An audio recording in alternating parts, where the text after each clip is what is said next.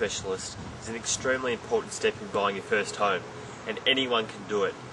In fact, I think there's only 3 steps to becoming an area specialist, and they are research, communication and record. What I mean by that is step 1 in research is just simply by going on the internet or driving around an area, you can get a great knowledge of what's in the area. In fact, where you're looking to buy, you probably already know a lot about. So for example, where I've bought my house, it's only about 3 k's from where I grew up my whole life. So I know where the shopping centres are, where the parks are, and what things sell for in general.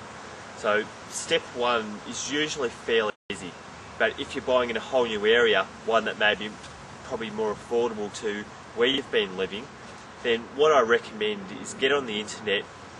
Step 2 is to communicate, and what I mean by communicate is speak to agents, speak to neighbours, anyone who's got a great understanding of the area. So what I personally do is I go to a lot of open for inspections, and this is not just open inspections for houses I want to buy, but ones that I know I can go to get an understanding of the sort of buyers in the area or what I can look out for as a great comparison to the house that I really want to purchase in the end. It's also a great confidence builder to start dealing with real estate agents and to finding out the questions that you should be asking them.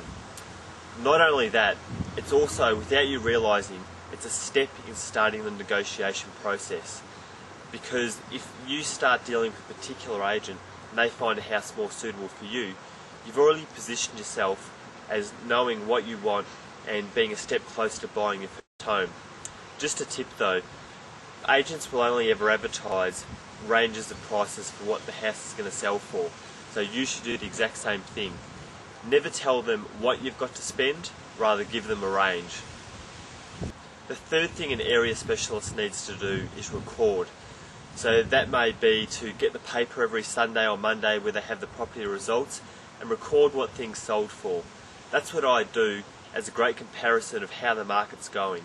So for example, if a house you're interested in buying is advertised at $300,000 plus and sells for $330,000, you know that it's selling for about 10% more, and that's what the plus usually means.